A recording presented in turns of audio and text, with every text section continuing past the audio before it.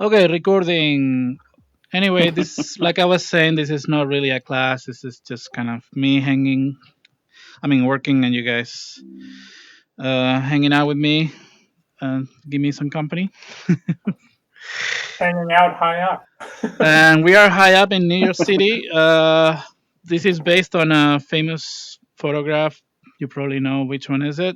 I don't know the title of the photograph right now, but I thought it would be a good inspiration for the fear of heights theme. Um, and I want the audience to be here and really like feel this height and the vertigo, like oh my god, I'm looking down, Yeah. and it's so that's kind of what I wanted to do. So I started doing these two Oh wow. characters, and one of them is super Holy crap. confident. Dude, that's so good. So thank you guys. The animation is so good. Wow. Those You know what though? jumping cheeks. You know what though? If the big guy farts, this the little guy is screwed. Yeah, He has exactly. nowhere to go. He's gonna There's a have lot to of little things that we get the can. whiff. Man, the Sorry, I animation couldn't is help so it. nice. Yeah, So really, really good stuff.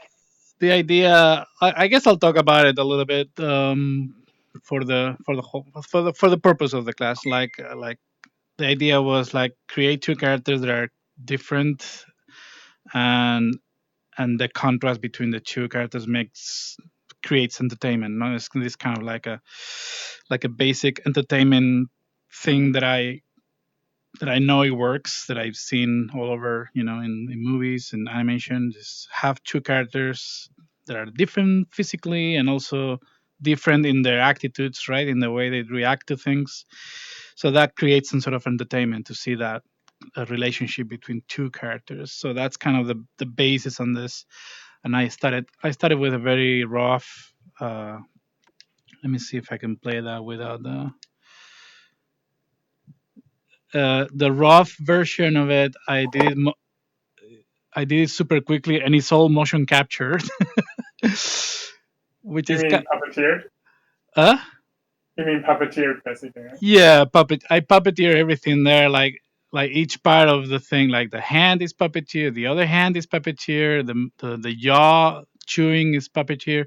So the reason I did that is because I wanted really quickly to animate this without having to actually animate like frame by frame and slowly, instead of When you say puppeteer, and did you use transform keyframes here or just grab tool for now? transform keys. Oh, really? It Yeah, looks like it's deforming a little bit. But... no, this is just transform moving, Oh, wow. Oh, look at that. That's crazy how it works. and it's just really cool because it's the fastest way for me to plan my animation and really figure out the timing and the performance and what do I want to do with this, and with a really rough sketch. And as you can see, the sketch is, I don't know if you've seen my previous tutorials, but I always draw like one side of the character. I don't draw the other sides. I don't care about any other parts of it. And this is a fast way for me to figure out the character design without having to really model the design really. It's just like a sketch, 2.5 dimension sketch, right? And that's normally my way of creating characters and models and everything. Just really, really fast sketching something, give it a little bit of third dimension with the grab tool, just deforming the strokes so it has some sort of volume and 3 dimensions, but not really. It's like a fake 3 dimension, and that's enough for me to figure out the characters, and then from there I build the real ones, which they're actually more 3 dimensional and volumetric and everything. But having that sketch really helps to Do know. you feel like it's easier for you to think kind of 2.5D?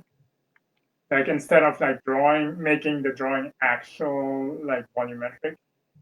Because you're kind of like, if you look at the sketch, you're like kind of like you say, it's like 2.5D, right? If you go around, it's not like really, yeah, it's kind of squeezed, right? It's not 3D. It only looks good from this angle. So if you turn around, it's not looking good. Yeah. It's not really 2 dimensional, but it's enough for me to understand the 3 dimensions of it, so I can start modeling and creating the shapes in Quill. It's interesting to me because I have trouble thinking flat now. Like if I would draw, I would draw the lines the way they would fall in 3D space. Like Yeah. I think I have the opposite problem where I can't think flat anymore. Like Oh, yeah. Yeah. it's interesting That's that interesting. you do like a transition, right, from 2.5D to full 3D. Yeah. I mean, having this helps me a lot. I would never come up with these designs if I didn't have this first. Like I really Interesting. need to draw something like if I was drawing in 2D first. Just I see. really let myself draw and be, And did you do the same for Conan? For your Conan? for Conan, I had like a similar sketch like this, like a also it's good to figure out the silhouette when I draw these sketches. Yeah. I do a lot of this. Hang on, is it this rough? I do a lot of grab tooling on these sketches, Clean it up. Have a and I nice do a lot shape. of this, and I don't care if I break the geometry because it's just a sketch. So I do a lot of this, so figure out I want to get like a nice silhouette, and I break it, and I don't care about the geometry because it's just a sketch, and I treat it as a drawing, as a 2D drawing most of the part. But Yeah. I also grab things and I move it slightly so it has this third dimension, Yeah. just enough for me to give you the illusion that it has 3 dimensions, but not really. It's a 2.5 dimension sketch. Yeah. But like I said, like it's really helpful because you can really see the volume there, Mm. and then when you model these things, you know exactly what to do. So I want to continue working on this. I want to do some lunch boxes. So I'm gonna just build that if you guys don't mind. Um, just gonna add some. I downloaded something in my downloads. I think it's this one. Is it this one? Oh, wait. Let me see. I know I downloaded a picture of a lunchbox. I wanna. Oh, it's a PNG. Quill Well, doesn't like. no, it should work. I think sometimes internet PNGs are kind of corrupt, damaged. What you can do is open up in Photoshop very quick and save it out as another PNG or JPEG, and then it should work. Okay, I had that happen in the past. That some images from the web are like Quill doesn't like them for whatever reason. Okay, let me do that super quick. Just gonna Yeah. resave this PNG because I found this lunch box that I want to use. That it's kind of from the period of time. This is like Yeah. 1920s, 1930s. Is it something like that? I'm not sure actually. Well, I want the lunch box to have that feeling of 1930s New York. Yeah. So I found something online. The magic of Google. Yeah, like reference is not the same anymore. Save as save as JPEG, for example. Can I And save it then as JPEG? yeah, you should be able to, and then it should work, no problem. Perfect. Okay.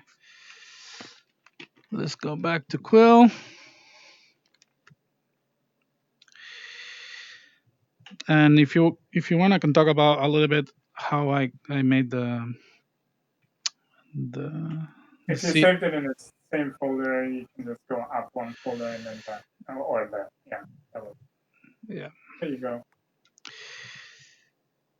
Oh, that's cool. I think that's kind of period correct, right?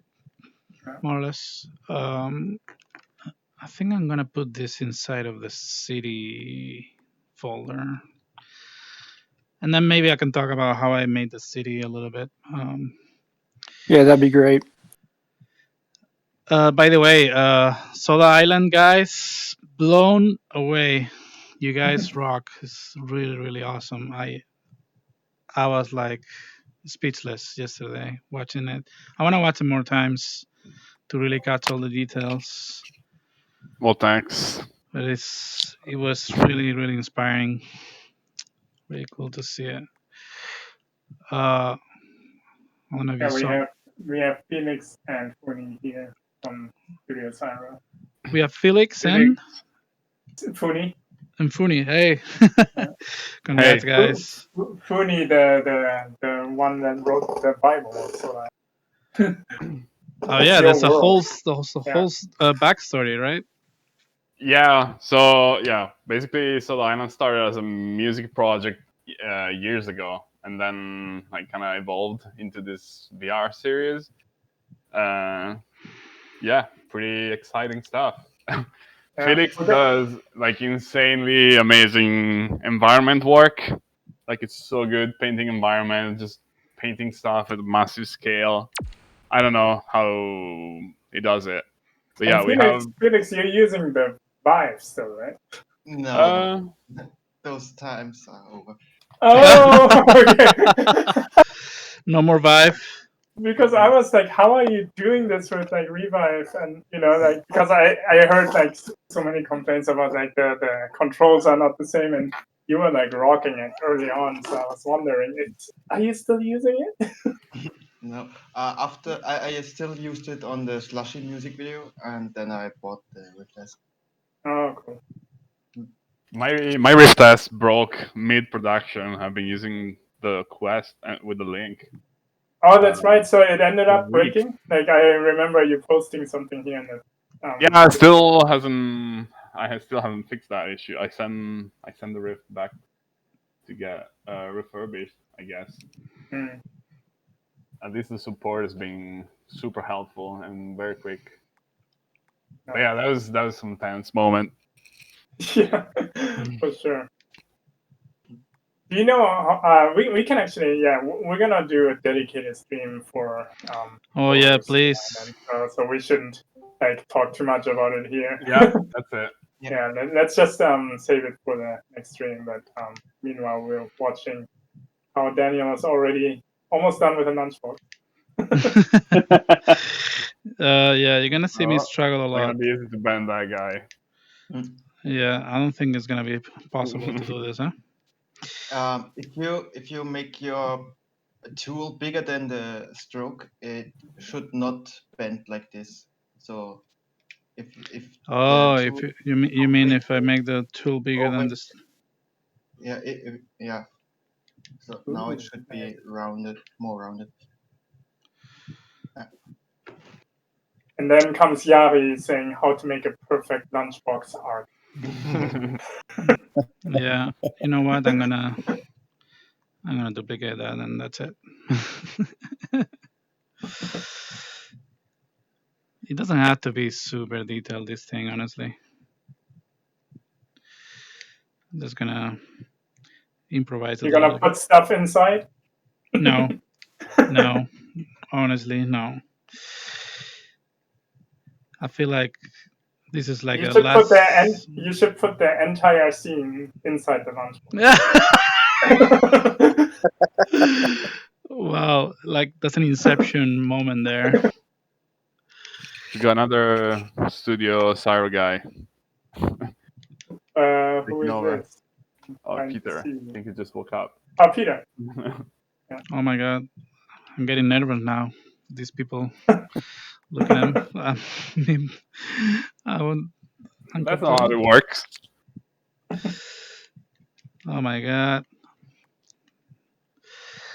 So nervous, but hey, the people chose, the people decided, so I have to do what the people wanted. So democracy, guys, it's happening. So Elections it's are so happening like very soon. it's so satisfying to pull the strokes with a grab tool like that, right? Yeah. So Yeah, fun. and you know what? I'm not gonna do the other side. You know what? I don't care. Democracy. That's democracy in action. Exactly. So, yeah, guys, congrats for this amazing. Wow, it's just the amount of detail, the density of things in there. It's crazy. But I'm sure you guys have figured out ways to optimize and everything, so it feels like a lot. Maybe it's not so much, or I think it's a lot. no, it's definitely a lot of geometry there. But the fact that the Quest can move that is insane. One thing though that it can be seen in terms of optimization, like the animation plays a big part because for what I could see, the animation wasn't employed when it wasn't necessary. So there were moments in which characters didn't need to move, that they were moving because your attention was elsewhere. Yeah, And I think that was a very clever way of optimizing. Because yeah, I do totally. tend, for example, myself, I do tend to over animate and does more polygons and things. Yeah, So man. yeah, Yeah, no, it's like We were like over concerned with it when we started, writing the episode. Like what should be animated, what shouldn't, and then we just like, screw it, we'll figure it out. And then Nicolas just did his magic, and he's the optimization man. I don't know how he does it, but It sounds like a everything superhero works. name. The optimization, optimization, man. man. Yeah. yeah. But did you see, Daniel, did you see your caustics in there? My caustics? Well, like, Yeah, at the very beginning. yeah. Oh, The water, I saw your caustics trick. you know what? I have to Yeah. watch it again. I missed that. There's so much to watch. Yeah. It's Goro, this, I have a question about optimization in regards to this. Hear me out. Are you able to bring PNGs into IMM scenes for export, to export on the Oculus Media Studio? Yeah, I mean, that's actually what Garrett did in his music video, right? It's the Yeah. planets and stuff, it's all PNGs. Because that's something that you could probably do, like make the background elements into paint them and export them as a PNG, and then Oh bring yeah, it into the scene. that's definitely, that's also what I showed in the optimization tutorial, right? That I Yeah. posted. That's like a very important step, actually.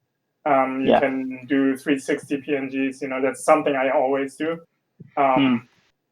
For like, even like for gradient backgrounds, you can do like a really small PNG, a pixel wide PNG or something. I think Dan did it also for Soda Island, I think, but you can basically create a one pixel wide PNG, but then it's like 1,000 pixels high or something, and then you have a smooth sky gradient, and then you bring it in as this 360 PNG, but it's like super small, right?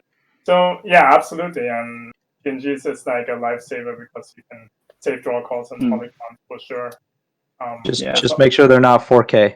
Whatever exactly. you do. Yeah.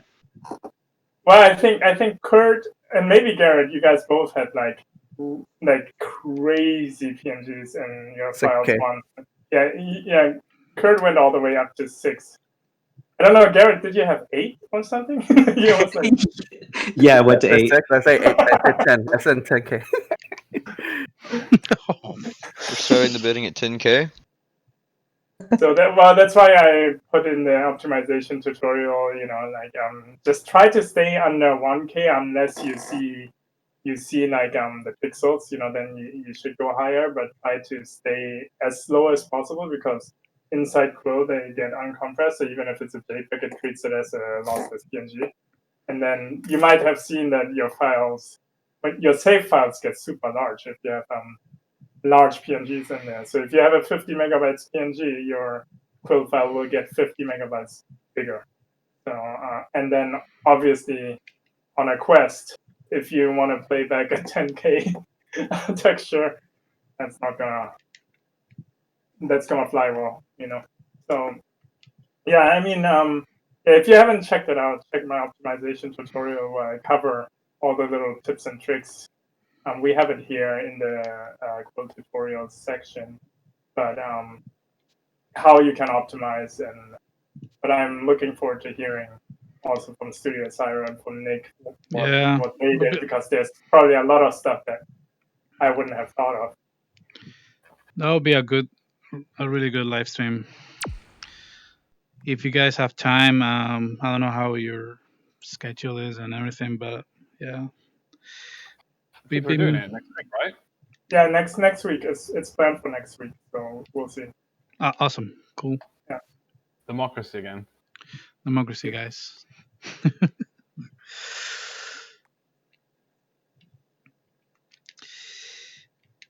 Anyway, I'm gonna stop modeling this. So while you're just your gradients in the background, the glow that you do, is there a easy explanation for that? It seems like it's super smooth. Not sure how you do it. Okay, let me finish this quickly. I don't know what I'm doing now. Just a little shiny or something. The glows on the background. Which ones? You mean the fog? The fog? Fog, yeah. Yeah, this is just coloring. This is coloring the buildings with a wider color. So an easy way to do it is that you define the background first. Like he has that skybox, right? Yeah. And then you just pick the color, the skybox closest color of the horizon, and then you tone down the opacity to pretty low, and then you basically fake the fog by colorizing the cityscape with the same color. There's a combination of things here. It's that, and also the ground plane. It also has a gradient from dark to brighter, so it gives you the illusion that the further you look at, the more. Can you turn off the wireframe really quick? Oh yeah. The further you look, the more white everything is becoming, right? So it's a pretty cool illusion, but it's when you look at it, it's just coloring and using the paint tool. So if you look at your main building from the fog, so it's the kind of fog that doesn't disappear if you get closer.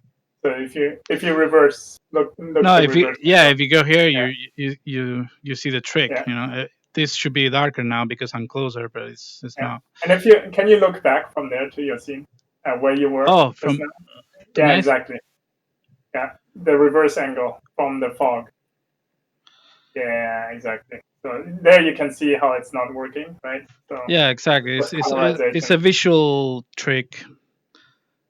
I copy. So all fog is visually is that it loses contrast. So like subjects become closer to the background color. So if you just follow that, like where the contrast gets lower, you will automatically create the feel of fog. A lot of times people tend to overcomplicate things. How do you do that with opacity? And do you two planes in there? And do you lower the opacity? But it's actually like easier to think about. It's just low contrast painting, right? Yeah. You would do the same thing in 2D.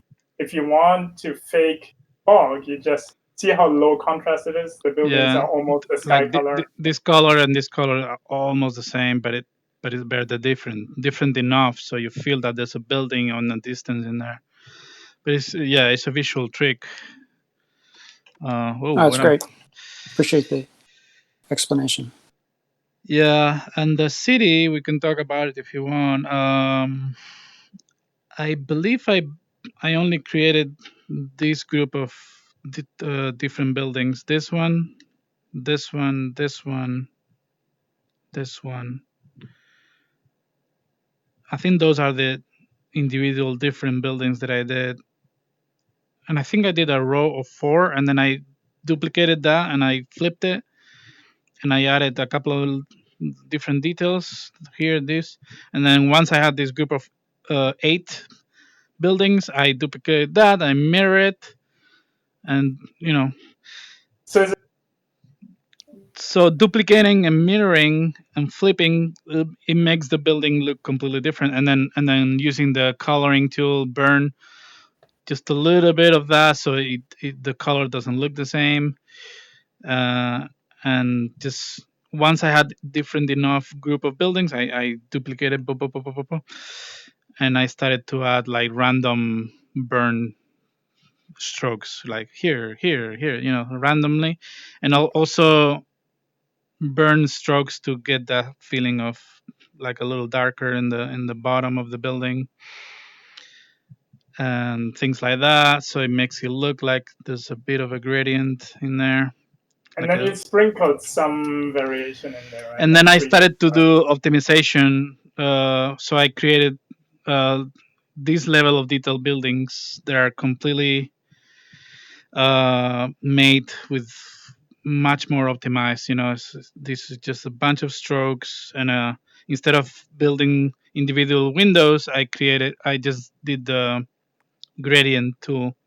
I mean coloring tool, so it looks like different windows, but it's just one stroke. And here is there are different strokes, individual. Smart. So wait. So that's one stroke, but how did you separate This them? one is one stroke. I see. Okay. With painting, so it looks like the windows.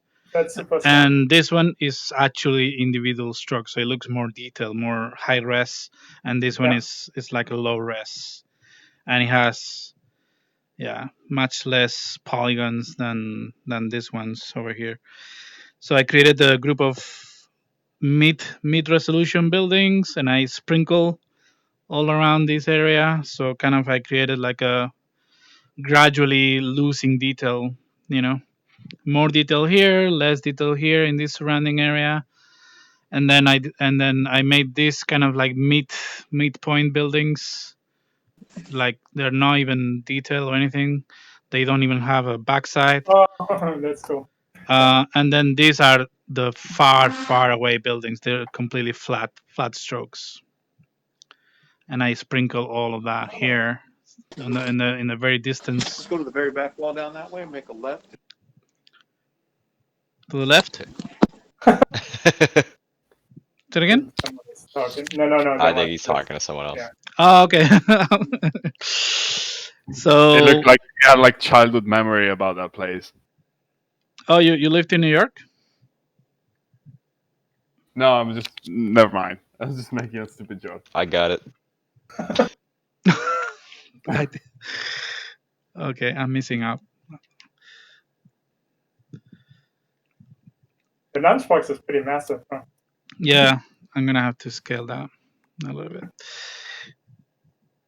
But if it's for the big guy, Exactly, he eats a lot, so 10 sandwiches in there. That's all right, right? Yeah. Maybe I'll do a contact shadow in there. So maybe the shadow part is here. Yeah. A little contact shadow. Actually, it can be on the.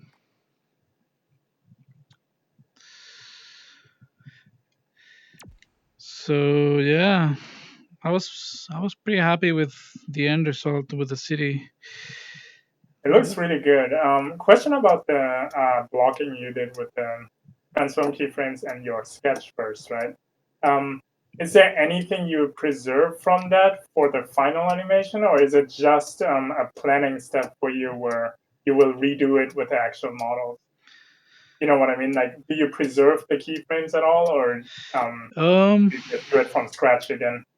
That's a good question. I thought about preserving it and use it for the final, but the timing wasn't working, and it's really hard because there's a bug with the transform keys when you capture the movement.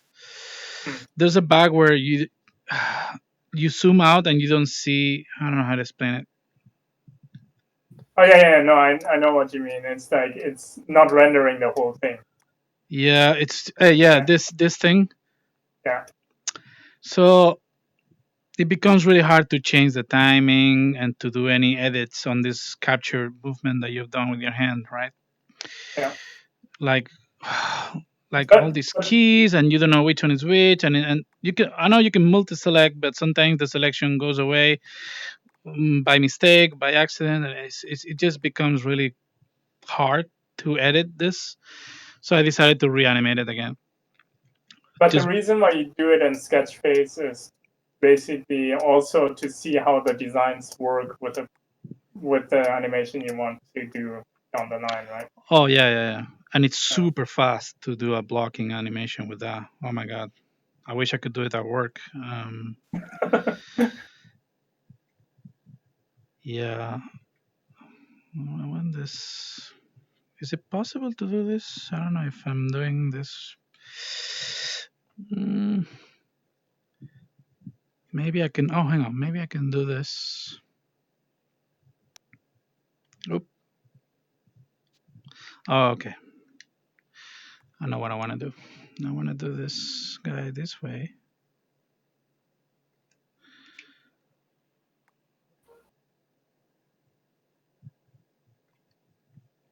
Oh.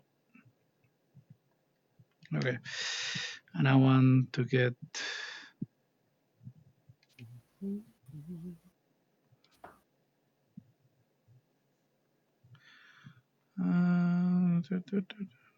Okay, something like that.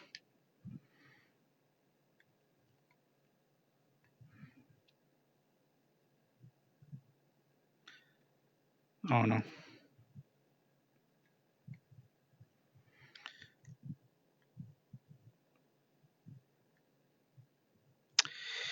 Yeah. I've been enjoying that people now. Actually, like Alexandra, you're here. Matt is not here, but like seeing like people really working with the VR medium now, like leading the eye and tell a story and stuff like that. I Oh yeah, I love that piece. I gave some notes on Facebook, but I want you to know that I really liked it. Yeah, it's cool to see that people are now exploring more the actual medium itself, versus like catering it for 2D output. Yeah. The thing that Matt did was insane. That bio tunnel that he made. So Which one is it? The crazy space tunnel where the robot is talking to you and stuff, and then you have to deactivate. Like you have to actually interact. Oh yeah, Matt. Yeah. Yeah, that one was really cool. Be a little lighter, maybe. So a little lighter. Yeah, Matt. Also, if you haven't seen it yet, check out Garrett Thomas's Lungs and Limbs music video. Really cool VR experience as well. Let's do a little bit more detail here, just to sell that idea a little bit more, maybe. There's little lines there.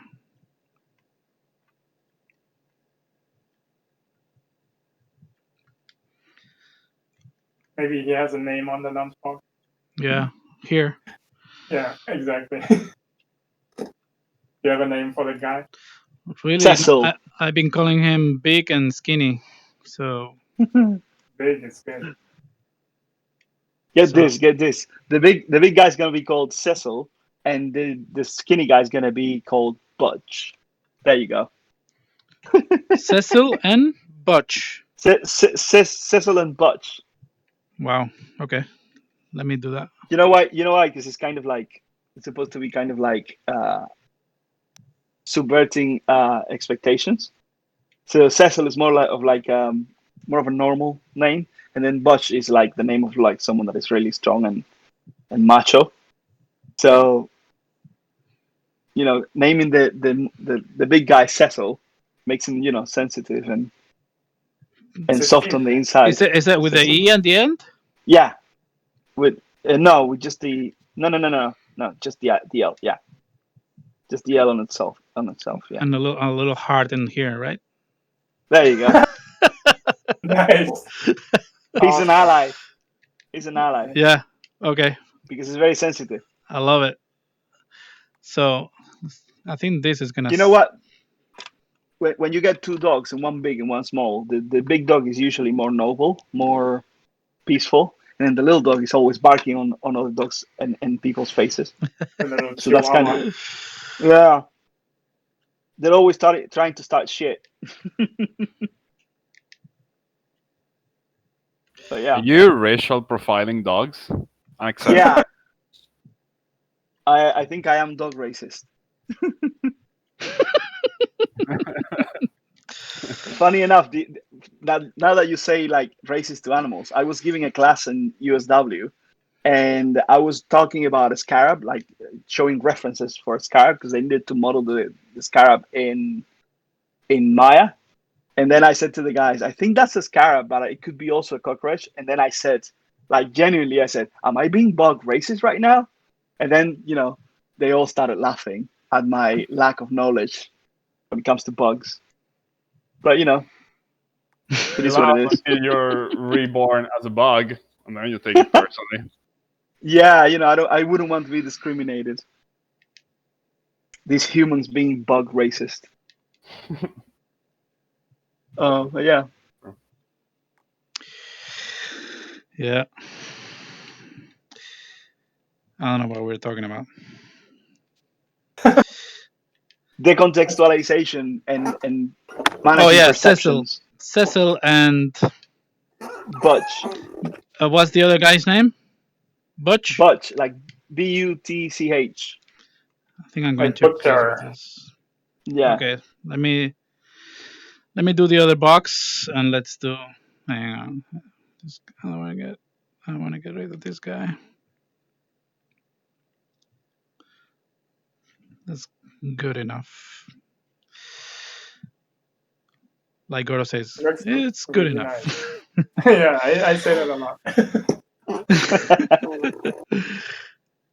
By the way, Daniel, it looks really, really good. I watch a lot of Goro's live streams, so I know all his little muletillas. Muletillas, ¿qué es esto? We have that. Do you know that word, Goro? Muletillas? No, I don't think so. It's crutches. It's the word for crutches. Okay. No, but you have this word, Javier. Yeah. You know what I mean, right? It's like it's a language crutch, like something you use. Something that you repeat repeatedly. without even realizing sometimes. To help you communicate. Oh, it's basically like an could be like that too, right? Or like. Yeah. I remember explaining that word to my wife. She's American, right? So, but she's learning Spanish and everything. So I teach her words and expressions and things that we say in Spain, and she always gets so fascinated by it. Like, how do you have this? How do you have this expression? I never would have thought of this. Yeah, like when you said crutch, it reminded me of a German word that we have a German word and you can probably sympathize, but it's called Eselsbrücke, which means donkey bridge, and it's something you use to remember something else, right? So, for example, if you have to remember a certain thing, you use a different word to remember something, right? Like, and there's no word for that in English, I think, and there's no word for that in Spanish either, I think. Like if you use it as a crutch to remember something else. So I thought that's what muletilla is, but I think it's different because it's more like a filler, right, in this case. Yeah. And it's something, for example, it also expands culturally. So more than one person can say it. For example, here in the UK, there are a lot of different parts of the north of England that a lot of people say, do you know what I mean? You know what I mean? You know what I mean? Do you know what I mean? And they say it constantly because. But they don't. Yeah, but they don't pronounce every word. It's very. Yeah. It's like a streamlined. You know what I mean? You know what I mean? Yeah. It's all together. Brilliant. Yeah, it can be simply namin. Yeah. Also, Also, in that same vein, something I say a lot, even I type it, which is really silly. So I say something that is an expression to say, isn't it? In but, it. Yeah. Oh, yeah, so you say in it a lot. Yeah, you say like that. A lot. You even write it. Right? Yeah, it's very, very British. And it's embarrassing because this is bad English. But I say it because, my friends say it, and I've been here for 10 years. So, in it. What was the name of the other guy?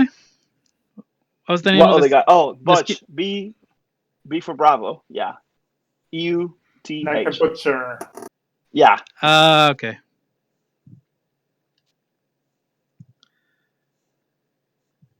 That's my little contribution there to your work, Daniel. Well, thank you, man. This is a community created piece. Yeah. Love it. Also, you have really good handwriting because I can't do that. Like my handwriting is. Actually, it's better if I turn off the thick and thin. Let me do it again. The taper. Okay. Yeah, if I. Because my handwriting is white noise. It's distorted, garbled garbage. Maybe you can submit it as abstract. Yeah. Anyone working on the abstract challenge at all? I had crazy fun with it. I'm sorry, Goro. I'm not gonna do anything on that theme. You're not abstract enough, huh? Sorry about that. Yeah. So I don't know if you saw my post earlier today on Discord, but I was working with Yari's perfect circle, trying to get a perfect circle, and I decided to go the opposite way with the grab tool and squeeze it instead of push it up. Oh, that's how you did it. And you get some really, really bizarre behavior depending upon what type of brushstroke you're using. But you get really great sharp things that you could never actually paint. There's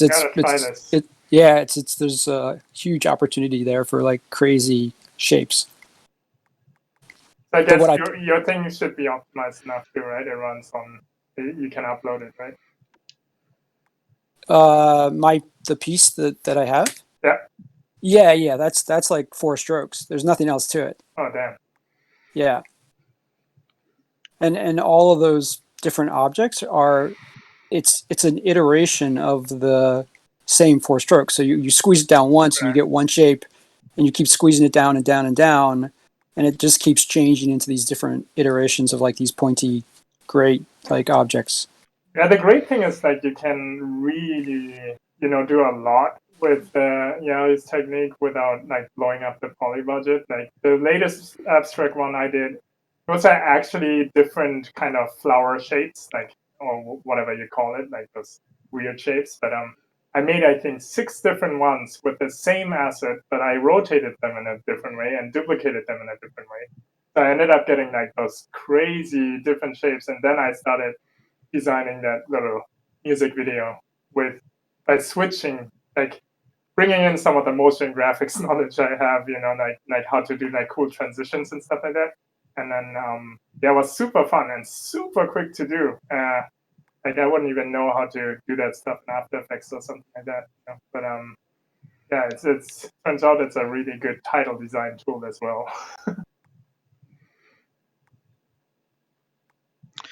So let me tell you guys about what I'm doing now. I'm gonna, because I want this movement to finish.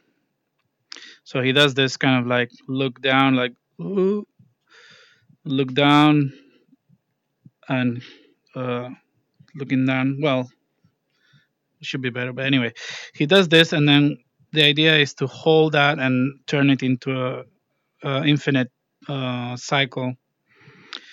So I have to duplicate the head, and I'm gonna call this head loop. And I think the idea would be to put this new head into another group here, and this new group is gonna start later. So this group doesn't really begin at the beginning of the piece. This group begins right there when this animation finish. I think it's important here to say that you move the sequence, right? Because the sequence moves the time. Oh yeah, and that's something that I learned the hard way working on the remedy. That if you want something to start later in the scene, you have to put it into a group, and then move the group like that, and make it start whenever you want it to start, instead of instead of moving this. Yeah, so to keep it simple, if Daniel tries to move this layer under the sequence past the sequence beginning, it's not possible because it treats the sequence beginning as a 0 point. So the good thing about this is if he creates a new layer, the new layer will start at the 0 point of the sequence. If it wasn't a sequence and it was a group and he creates a new layer, the group becomes visible at this point, but the layer starts at the actual timeline frame 0. So then you have an offset, and that could get you in trouble. So if you want to move the whole thing, it's always important to make the group into a sequence, and then everything underneath will move together with the group with the sequence properly. Yeah, because these groups, they have their own beginning frame. Yeah, you can look at it as a nested timeline. Exactly. So they have their own timeline. Exactly. And the regular groups, they don't have their own timeline. They share the timeline with the root timeline. Yeah. And that's kind of confusing at the beginning, but eventually you get it, especially when you see this icon here with the arrows, so that tells you, okay, it has its own timeline inside of it. So you kind of understand that this is frame 1 for this group, and this is frame 1 for this layer. But in this layer, this is frame 100 and So for second. If he would move the head baked layer. I never realized this. Yep. Nice. I just learned something new. Oh my god. Nice. Why is this hidden? Nobody told me about this. So when you click on this, you change to frames instead of time. It was in the release notes. So you change the units. I never read the release notes. Awesome. Hey, I read the release notes. I don't even remember that. Okay, that's really cool to know. This is the actual frame number of the whole scene instead of, because this tells you the frame number of your layer, right? On your left hand, I believe, Goro, right? Yeah. And the frame number of your layer doesn't always have to match with the frame number of your scene.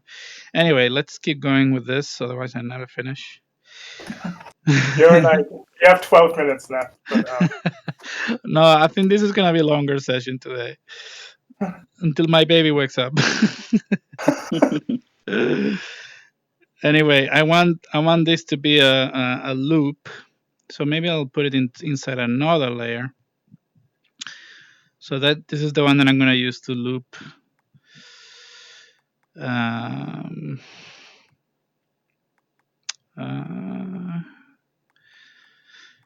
And this is gonna be the actual head. And it doesn't matter. This is gonna be the actual animation. Can you quickly do something for me, just to elaborate on the sequence stuff we talked about? Can you duplicate the head, animated head? Just the one 2 below the current layer. This one? No, one below that. This one, the head. Can you duplicate this and push it into the sequence?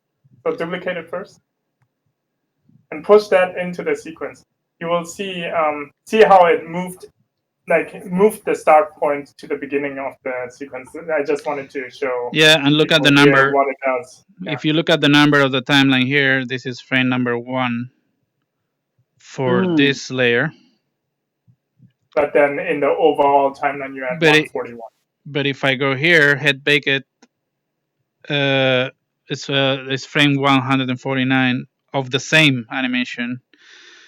But because I moved it here. Say it again.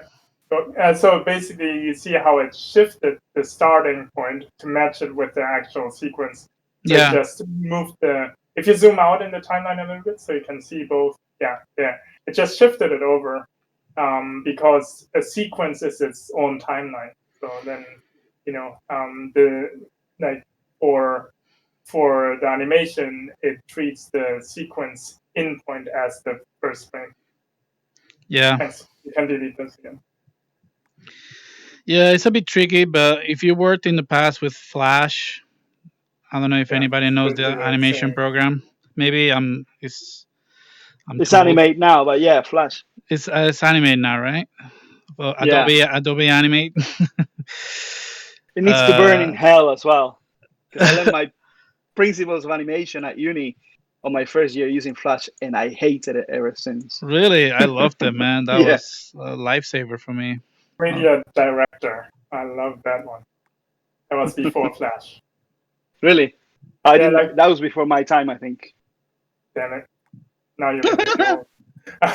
sorry. Didn't mean to. He just made you feel old. Macromedia Director was like super powerful, and then they came out with Flash, which is a little bit more usable, I think. But Director was like more powerful, and yeah, it's actually like similar concepts are like Heroes and Quill, but the sequence and groups and stuff, they already had that back then. That those type of concepts. So it's interesting. Yeah. It was like Adobe as well, Goro. This it was program. Macromedia. Oh my god. Yeah. Macromedia, yeah, Macromedia. that's the original developer of Flash, right? Flash, yeah. Yeah, And then they probably got overtaken. They had the shockwave format, right?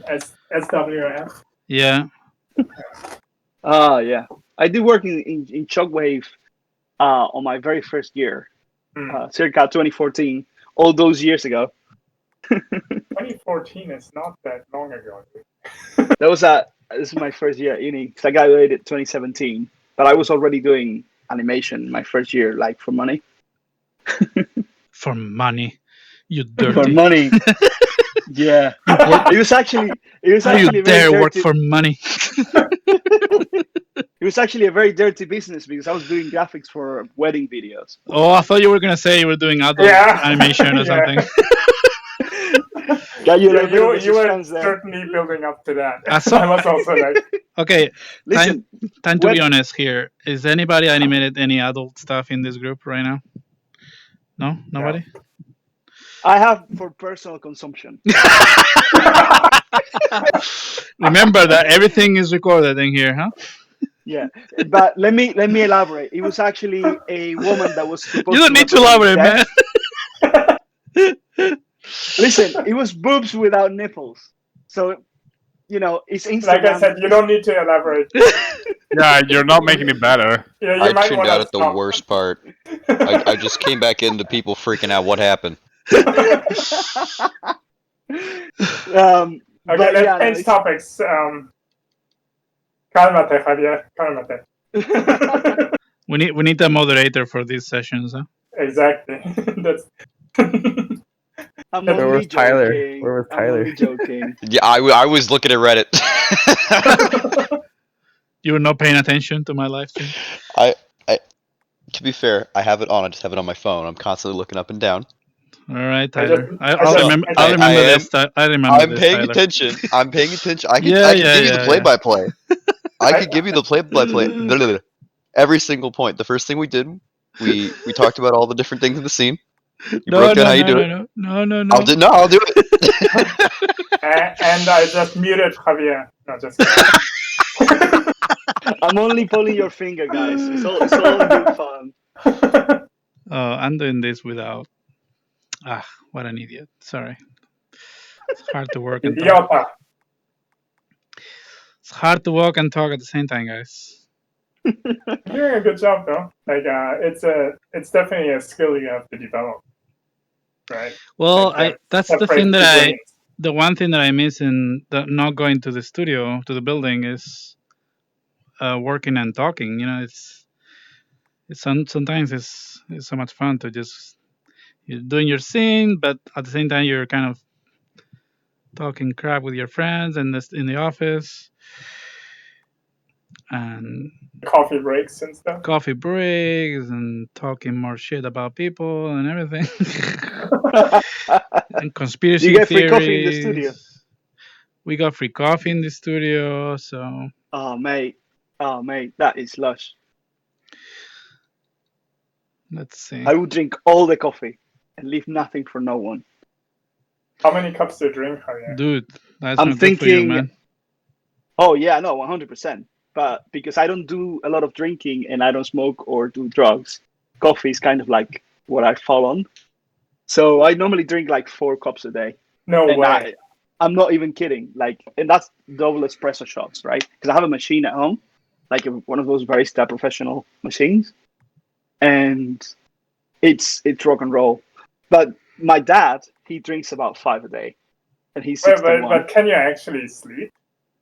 Yeah, no, I do sleep. I do sleep well because what I do is that I do a lot of workout. So, but when do you so drink when you drink your last coffee? Oh, I drink it like at 4 in the afternoon, like 4 o'clock. Yeah, if I do that, I think I won't be able to. Yeah, four in the afternoon is also probably my limit time. Yeah. Yeah, no, absolutely. Coffee. The thing is, the coffee that we buy is not that strong. It's like they say, like in a scale of 1 to 10, it's like 3 or 4. 3, yeah, 3. So it's not really, it's already kind of numbed down. 4 is pretty. Yeah. Like I drink maximum 2, and sometimes I feel the second one where I get like, my heart starts to race a little bit. Where you feel a little bit like, oh, I had just drink decaf. I used to drink like, I don't know, 10 a days, and then I just really decaf because you just otherwise like your heart just can't make it. Yeah. So you just like I love the taste. Yeah, I mean it's in my DNA. Yeah, that's like working out with gloves, or I don't know, or having like beer without alcohol. Whatever gets you through the day. Yeah. But at the same time, not everyone is equipped to handle like that much coffee. Like I do it because I've been drinking coffee since I was literally a child. The first time my parents gave me coffee, I was like 7, and it was like 8 o'clock at night because we went to this new coffee shop they opened in the city I was living in Cuba, and they didn't sleep because I didn't let them. So, yeah, been with me ever since. Coffee is huge in Cuba, right? In Cuba, coffee is in the culture, right? It's like water. Yeah, absolutely. It's really strong over there as well. In Spain and too. In Spain as well, but Spain has a lot more culture because they do a lot more interesting things with coffee than we do. Really? Like, what do we do? Yeah, like cortados, but the different types of coffee. Well, Italy is crazy with that, right? Yeah. Italy, they have like 1,000 types of coffees, depending on the percentage of milk, or how much foam you want, and everything. It all has different names. That makes me think it would be cool to have a coffee mug here in your seat with some steam coming out. That was actually my career for a little bit. I was a coffee roaster for 3 years. Yeah, coffee roaster. Oh wow. Yeah. That's a dream job.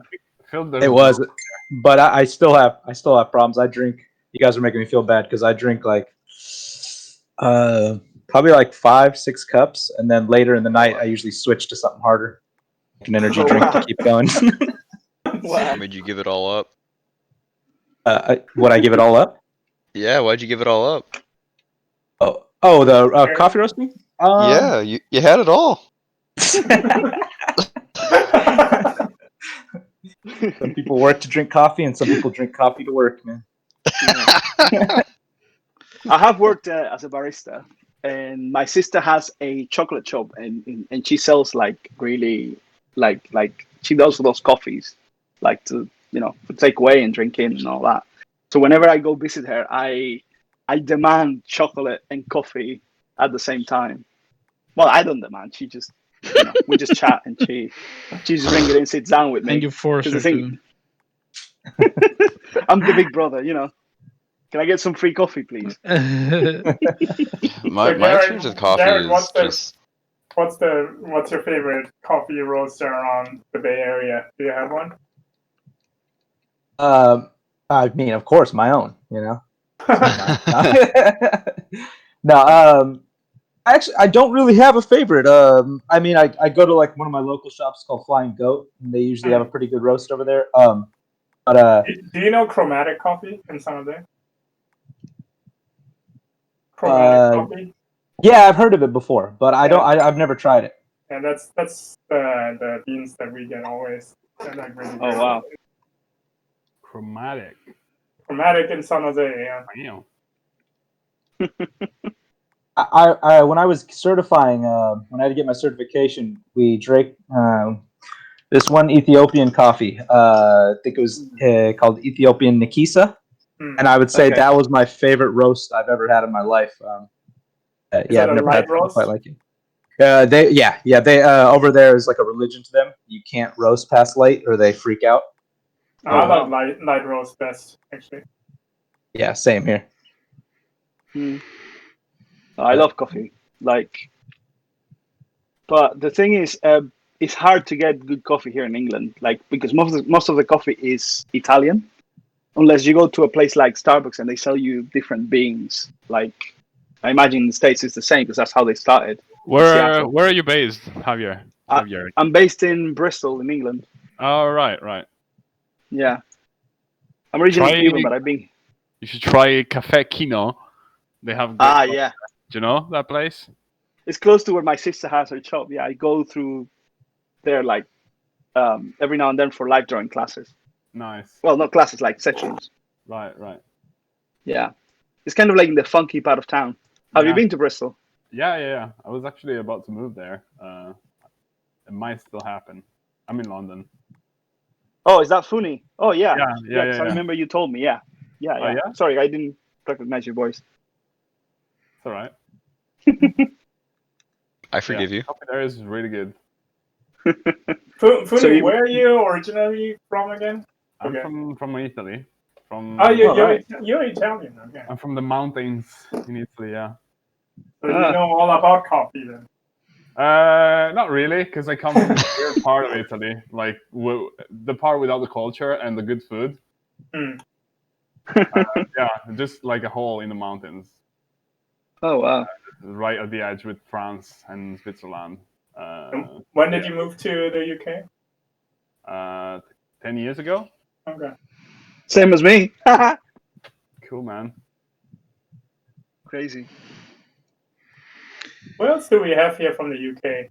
That's probably it, I guess. Lockett is he lives in Sheffield, which is up north, but I don't know who else.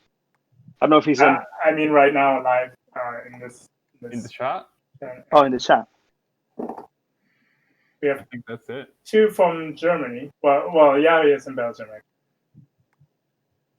Felix, where are you based? Which city? Yeah. Me? Yeah. I'm from East Belgium. East Belgium. It's near Aachen from Germany. Yeah. Far away. And we have a good mix of people. Like, Just a sec. Just a sec. Did you hear that? That was Siri. That was Siri responding. I was like, what the hell? Sorry. I thought it was funny. I think Ruxandra she lives in Belfast because she was talking to me about the time I was in Belfast, and we know common people from the industry there. Yeah, I live in Belfast. Common people meaning normal people, or common people as in the industry. Sorry, I was trying to do a joke. It's fine. Sorry, common as in common between me and common her. Like normal, right? Normal. No, people. common as in like we both know the same people. I know. But Belfast, like in Northern Ireland? Yeah. Wow. It's quite small, so everyone in the animation industry sort of knows everyone. Oh yeah, that happens normally. Yeah, I think Ireland has a pretty established. They have some in 2D animation studios, right? Yeah. Yeah, they did the Secret of Kells and all that, right? They became famous with that. Yeah, that was in south of Ireland. It's made by what is it? Cartoon Saloon, I think. Oh yeah.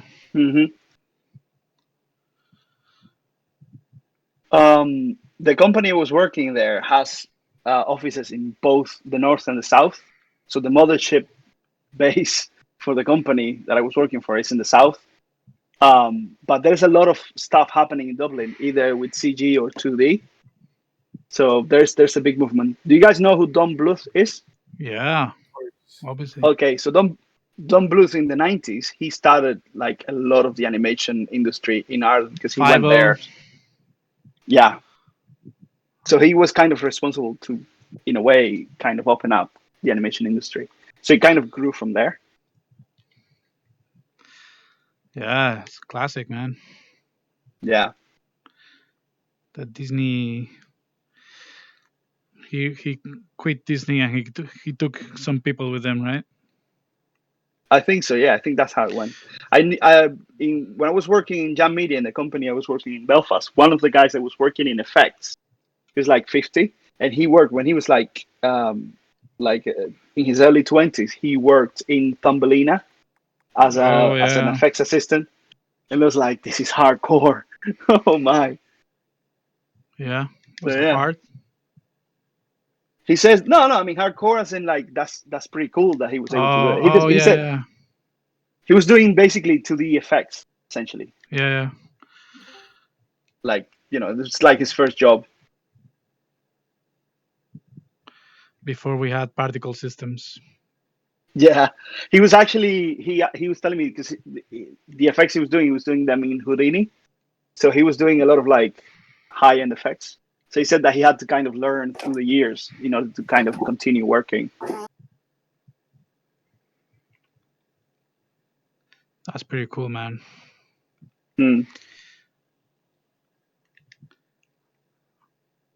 I worked in London in a company called Uli Meyer. You ever heard of it?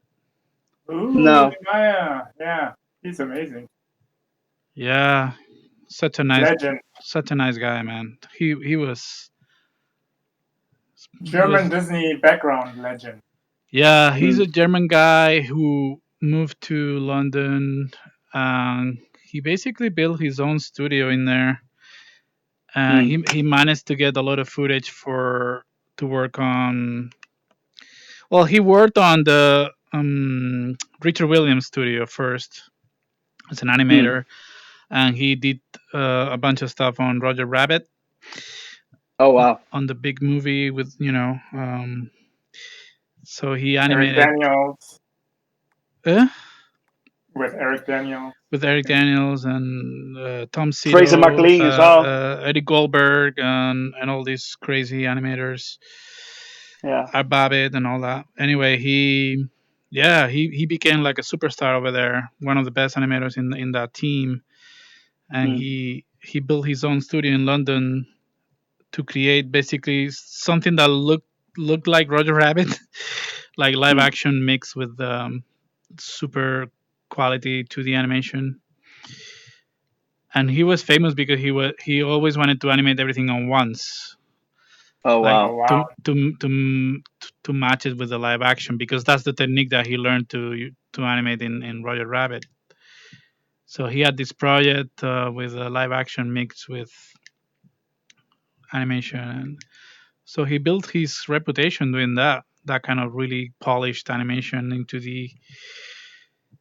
And that was. But Uli did also like crazy background paintings as well, right? Like layout paintings and stuff. Yeah, but he didn't do that. He hired people to do that.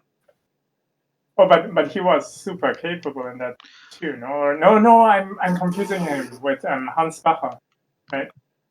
Like Uli Meyer was actually animation, and Hans Bacher was the guy who was doing Disney backgrounds. Yeah, I'm pretty sure Uli is a very good painter too. I mean, he's an amazing draftsman. He could draw like crazy. He was amazing. But his thing is animation. He's yeah. I applied actually to Uli Meyer Studio. Oh really? Oh wow. Never heard back. Yeah, but that was like when I was in pretty London. Much fresh out of school. Yeah, I was still in Germany. You were in Germany, but you wanted to move to London? I wanted to get anywhere outside of Germany. I wanted to get international experience. That was like my biggest objective out of school. I didn't want to stay in Germany. I just wanted to get foreign country exposure. And the animation industry in Germany is kind of sparse. We have like the Scan 9 studios, and then that's the biggest one. And then they had ambient entertainment that did like some feature films like Back to Gaia and like those old school Maya feature films. They still exist, I think, in Hanover. But I had the desire. I like my goal was always Pixar. Like I knew that one day I'm gonna be a Pixar animator, not knowing that I'm gonna. You knew for sure you wanted to move to America. Oh yeah, that was like my biggest goal for sure. And I also knew that I'm gonna do animation for the rest of my life before my career changed a little bit towards art. Because that was like a new passion that I found. Yeah. But back in Germany, I was so determined. Like whatever gets me to Pixar, if it's London first, it's okay. And I actually almost moved to Scotland to work on a AAA game as a as an animator. But then that fell through, and and in the end, I made it to the States with DreamWorks, not Pixar, but DreamWorks. That's crazy, man. I almost went to Korea too, South Korea. I had a job offer from there, but then they couldn't make my visa work. But like I was like so eager to get out of there, like I wanted to just explore all the opportunities other than Germany. I just wanted to get more international experience. Yeah, and Germany is not bad in terms of they have their own studios and they have work. It's not like a country where you cannot work as an animator. There's things to do. But most of the times it's like most of the money is in advertisement. Yeah. Yeah, and you have to like get used to freelance life. Like all of my friends in Germany, they don't really work full time. It's more like freelance, and then it's always project based. And then you get rehired by the same company many times. But I wanted to have something like solid, where I can stay and learn from like really good people, surrounded by talented artists. And when I made the jump to DreamWorks, not as an animator, but as a biz dev artist, that was like the exact type of scenario that I was like looking for. Like I feel extremely small among those amazing artists, and that's usually when where I get my fuel from, and where I feel like, okay, I need to catch up now, right? And then you get so inspired by the people, and then you feel like you're gonna be left behind, and that's usually when I learn the most. And, it was a fun experience. Sure. Yeah, same for me, man. Like, imagine me, I'm from an island. Yeah, that's awesome. Like because and in my island, nobody was as passionate as me. In the whole island, nobody was as passionate as me about animation, and I felt trapped. I felt like nobody's like me here. I'm the weird,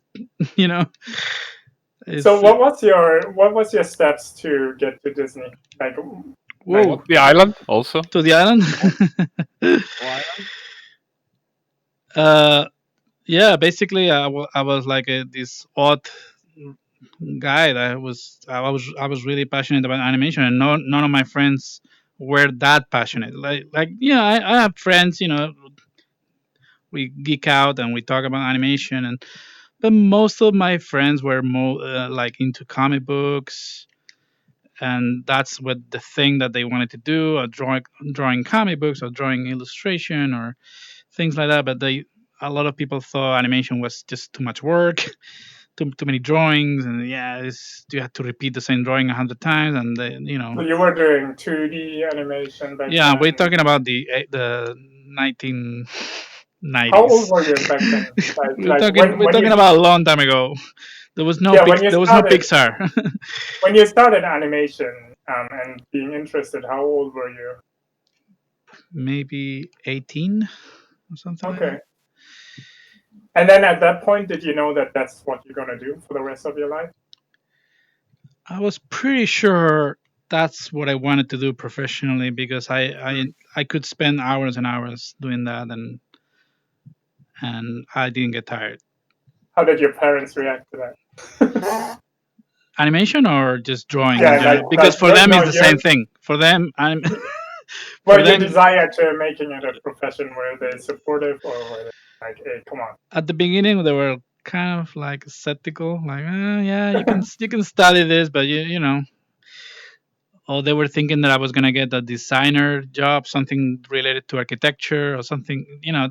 There's no concept of you having fun with your work in at least in the environment that I grew up with, like in my family and everything. Nobody thinks about finding a job that you enjoy and you have fun with. Nobody thinks about that. They think about, oh no, you have to find a job, a serious job to get some money, and I mean, for most of the people, even still, is work, right? Work is work, and you do something that you don't have to like. You just have to, you have to do it because you're an adult, and that's the environment that I grew up. Well, a lot of people grew up in that environment, but and then I started to meet people in my art school that they were thinking completely different. They were like, no, I really love comic books and I want to become a comic book artist, and that's going to be my profession. And I was really inspired to hear these things from these people, and I was like, maybe I should be the same. I should really be, since I'm young, I should really look for a job that I'm going to enjoy doing for the rest of my life instead of settling for something. Art school in Mallorca. Yeah, I met my best friends in the art school in Mallorca. I did this thing called illustration masters or something. It was like basically like a 4-year thing, degree, in illustration. So I spent 4 years kind of learning all the arts, painting, drawing, sculpture, everything, photography, just a little bit of everything. So you get a little knowledge, but you don't become really good at it, but you get like some knowledge about it. Cool. And that was awesome then, because it kind of opened up my mind about the possibilities, and also traveling to France, I discovered that there are people whose job is actually to draw all day and do these comic books and everything. So I guess that period of my life was the one that really got me excited about, okay, maybe I should look for a job that I'm gonna really enjoy instead of just settling. So yeah, animation was weird because none of my friends were really animators or anything. And how many steps between that and Disney? Well, I went to London first, and I spent there 4 years over there. At Hartman or no, London is. I went to London. I went to London to study animation, like 2D animation, hand drawn. I had no idea. Yeah, I did 6-month like intensive class in 2D animation in London, and I was very excited to go there because I could learn from professionals, people who actually work. Because in Spain, the problem is you can learn animation, but you learn from these people who are like, they didn't make it, and there are people that they tried to be animated, but they actually didn't do it, and they end up doing some sort of government work and stuff like that. And I met some people like that in Mallorca, and it was cool, like older people, so they could teach me, but I wanted to be taught by professionals, people who had been working in animation for years and years. I had that ambition of, I want to learn from from people who are really professionals. So that's the reason I moved to London. Plus, also I had this some money that the government gave me to study abroad. So it was a great opportunity. I was like, okay, I'm gonna use this to learn as much as I can and live in London for a little bit. It was very scary to live in London for me, being from this island. But Did you speak English already, or? I was barely speaking English back then. Wow. And I come from this small city, and then you go to this big city, and it was wow.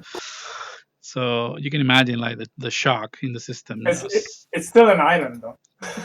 London, you could say culturally maybe is an island. I don't know, because I mean, the rest of it won't feel like one, but yeah, no, I get what you mean. The contrast must have been crazy because like Mallorca is so tiny, right? yeah, exactly. Mallorca is like a tiny place, and the people that you meet there, the the the world view is very small, and also you have to think that back then we didn't have internet, so uh, yeah, it was very isolating. Not just the physically isolating, this is mentally isolating too. I feel like it's fascinating that we have two people using Quill for Mallorca. It's like you and I think Kasani. Yeah, he's not originally from there, but he lives there. Ah, I see. Okay. So I thought it was super cool. Like, no, yeah, and I thought to him, I was really impressed with his pieces, and I talked to him, and he was like, "Are you from Mallorca?" He said, "I live here, but I'm not from here." I forgot where he was from now. Uh, some South American country, or I forgot which one now. Sorry, feel super bad that I forget that. super interesting though to have. But yeah, he loves the island. He loves living there, and he loves the traditions and the mythology. So that's his quill pieces are based on that. And Yeah. it's funny because I didn't even know about this. Some of the stuff that he knows about, that was really impressive. So And then you were in London. yeah, you London. did I like studied class. I studied 2D animation, and I really got what I wanted.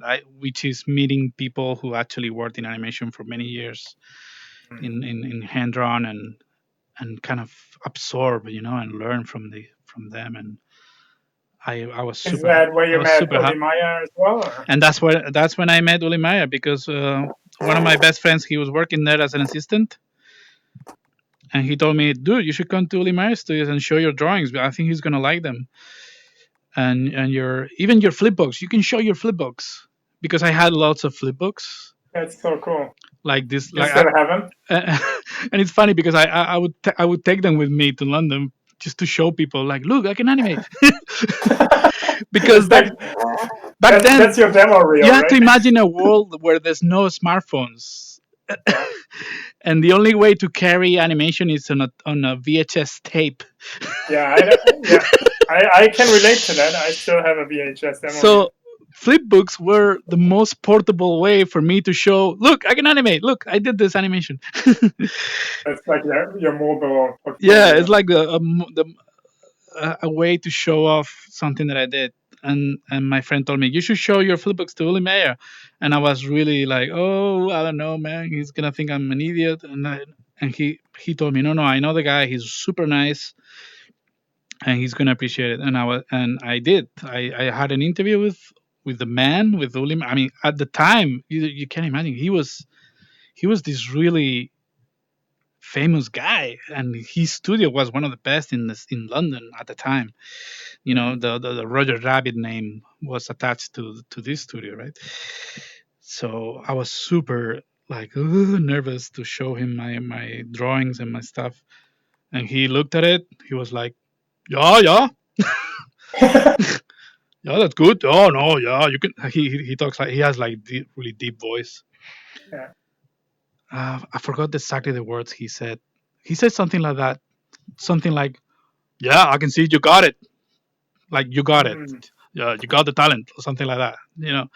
Some words that he said like really struck me. Like, oh man, I can't believe this guy told me this, that he likes my stuff. So yeah, he gave me a chance. He gave me an opportunity. He's like, okay, I'm gonna give you this shot from the Nesquik commercial with the rabbit, and I'm not gonna assure you that I'm gonna pay you, but if you do a good job, I will pay you, and then I'll give you more work after that. But if I don't like it, uh, it's done. it's done. It's fine.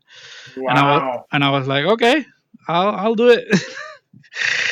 So I remember the Nesquik Rabbit, the brown one, right? Yeah, well, there's a ton of Nesquik commercials, and the specific one that I worked on was for France. Yeah, because each country had their separate commercials, and it was different. And I used to have that as a kid, and Nesquik always had that little surprise in the box, right? Like it was the Nesquik cacao powder, right? And if you open it, there's like a toy in there, but it's like in the powder somewhere, but it's packaged in a little wrap. Yeah. That's nostalgic.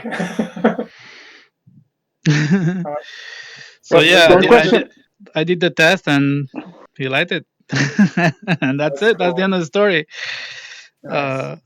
Yeah, man. One question about that, Daniel. Did Yeah. you have to like do lip sync in French, like the lip sync, or it's just action, like body Yes, mechanics? I And things had to like that? do the lip sync in French. Oh wow! Yeah, but the lip Nice. sync in traditional animation, it's kind of a little bit easier. Well, it's not easy, okay, but there's one thing that makes it easier, that they give you the transcription of the dialogue written in this piece of paper and the exposure sheet. Mm-hmm. And the exposure sheet has all the frames. It's just like this. It's like but it's vertical. Yeah. Have you ever seen a 2D animation exposure sheet? It's something like that. Yeah. Here they call it dope sheet. Dope but sheet. I think, Yes, same thing. Dope yeah. sheet. So they give me the dope sheet, and you have this, and you have the audio in one row, and somebody's I like how job. you just said. Sorry, I like how you just said dope shit. Dope shit. It's some dope shit, man. It's dope. Oh wow! Yeah. Sorry for the interruption. Yeah, I don't know. Yeah. Good Anyway, laugh. yeah, somebody's job was to transcribe the dialogue and write it and determine how many frames each word, each letter uh, is for. So that made Okay, our that's good. jobs easier. Cool. I like how this turned into like a podcast. Yeah, we should do a podcast, interviews or something like that. Yeah, but I think that's something Daniel and I talked about early on before we started the Discord streams. Like we're on week 19, I think, something crazy like that. Oh wow! Yeah, but we wanted to do some artist interviews. some really cool artist interviews, but more focused, and maybe we can make it more like where you show some old work and stuff like that, rather than.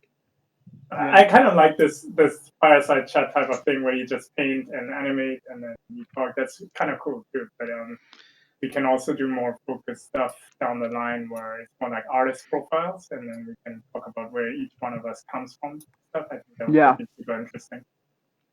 I find it super interesting how we got in touch with like animation for the first time and things like that. And like what Daniel was saying, like he was like the only person in the island that had an interest in doing animation and pursuing this as a career, because everyone else thought it wasn't worth pursuing. You know, it's kind of like an underdog story. You cut out, but I don't know if you're still talking. Javier, you cut out. Yeah. Did you stop talking, or it sounded like you cut out mid-sentence? Yeah, it cut off for a second. So yeah, it was very interesting that it's kind of an underdog story. Like you were the only person in the island, then you decided to pursue this. It's a very sweet, very, very wholesome story, I think. Yeah, I should write a book. He's losing his head. Yeah, I decided that his head he should be really leaning more. So that's gonna create a whole lot of problems for me, but I think I can fix it. I think. Yeah, because I'm not convinced with this thing. So let me see. Maybe there's a way that I can just do another keyframe here. Another keyframe there. So you were doing the head animation frame by frame? You were, right? Like the eye movements and stuff like that. You did that. Yeah, I did a cycle of eye darts. Oh, that's what you were doing. So now the problem is, okay, I got this guy here. I'm gonna have to match, but it's okay. I'll make it work, hopefully.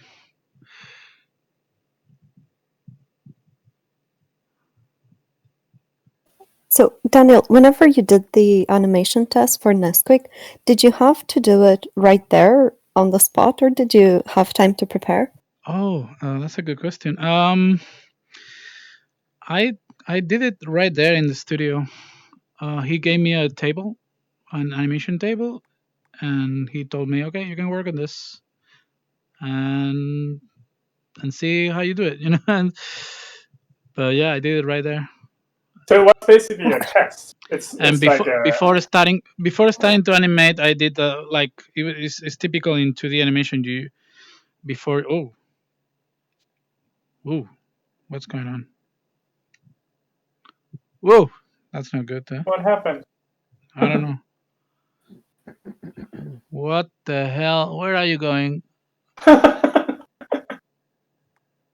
What is going on with you? Oh, that's super weird. Is there like a keyframe like up there in I the think scene? the tangents went crazy of the. Really? Yeah, I think the I had this mode, easy in and out, and it was like doing the tangents off.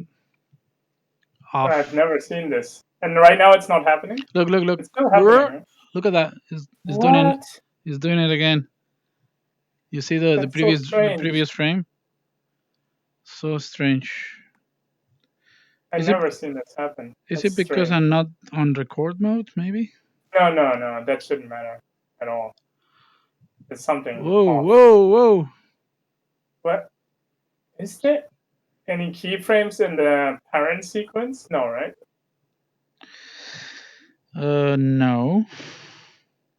That's super strange. Huh. Oh wait. No. It doesn't make any sense, right? No. You shouldn't do this. No, it shouldn't. I'm on linear. I'm on a linear tangent. Okay. Let's reset the pivot, maybe. Delete this. Let's try again. Maybe it was the pivot doing something weird.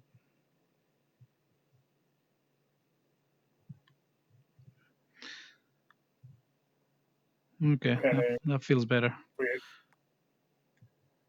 Oh, you know what it might have been? You might have it was the pivot. The pivot after. Yeah, I think the pivot was messed up. Yeah, so I think you keyframed it, but then you moved the pivot. I think that's what happened. Instead of moving the object, you moved the pivot to a different point, and then it was still animating the same keyframes, but rotating over a different center, if it makes sense. Yeah, something strange happened for sure.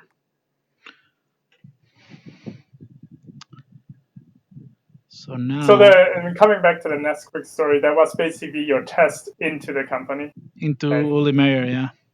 Oh wow. So he gave me that test, and I did it.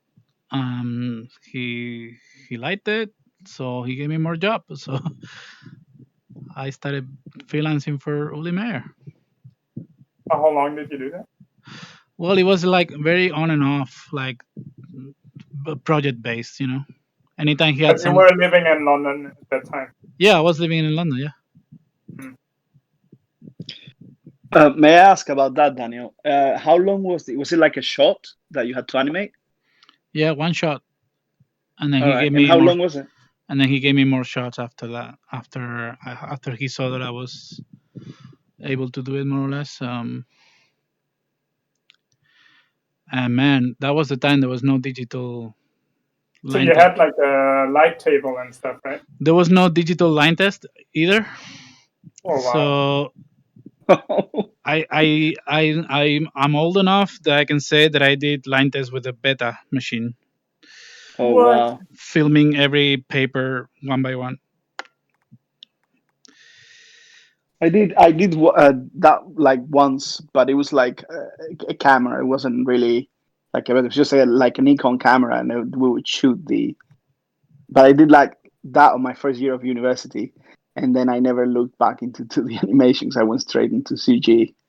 Yeah. Like after the first initial weeks. But yeah, I can imagine because it was very painstaking. Yeah. It's With the kind X of sheet. crazy. We used like this tool. Maybe you used the same tool, Danielle, but we used a tool in like old school tool on an Amiga called X sheet. That's the thing that we used in the school. Oh yeah. Where It's before like black and white, right? Yeah, before I worked in Oli Meyer, we had the Amiga machine. Yeah. The computer. Yeah, I don't know what that is. And you connect like a video camera to it. You connect the like video camera to the analog video camera, Amiga, and then you capture. And you capture each drawing. Yeah. Yeah. And that was in the school, but in Uli they had the old fashioned stuff. They had the beta machine. Yeah, the beta SP. And that was like obviously super expensive at the time, and Uli. Yeah, it's like the format that's like slightly smaller than in VHS, right? Yeah, it was supposed to be better, right? Mm-hmm. I remember that beta was Better better quality. than VHS. Yeah. But VHS ended up taking the market at the end.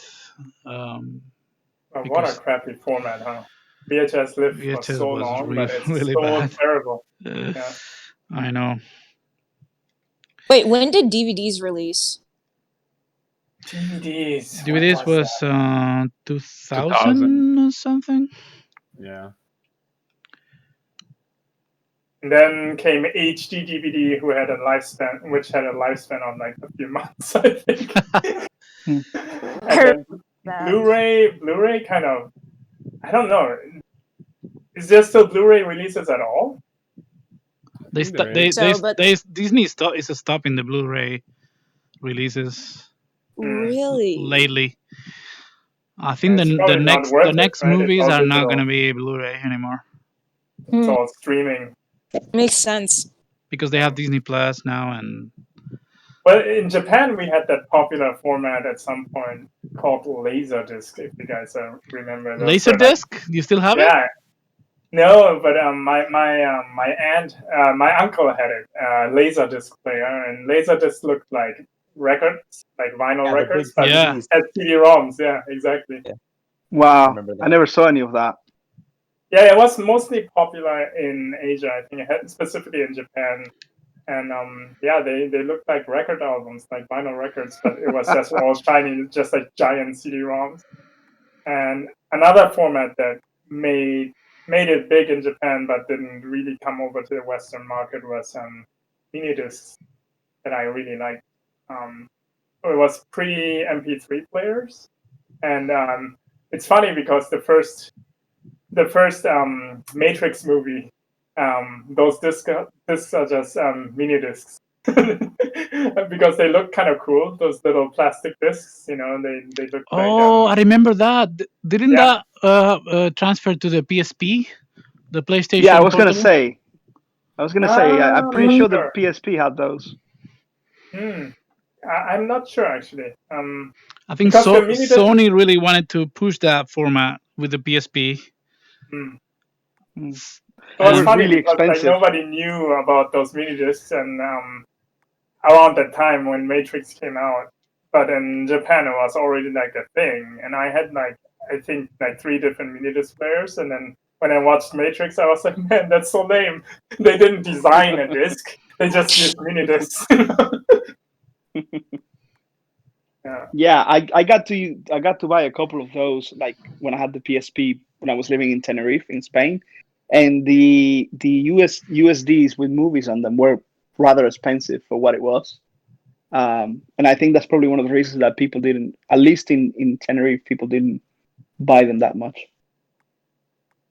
I mean, the great thing was because it was a disc, you could shake your player and it wouldn't jump. Remember, like when we had those Discmans, and then you had to, like, it was a style that you would have to carry it in your hand while listening to it in the tube. Like when you're like basically like on your commute or something, you would have to hold your Discman parallel to the ground so that the CD-ROMs wouldn't jump. Oh man, the struggles we went through, right? Yeah, I used to wear.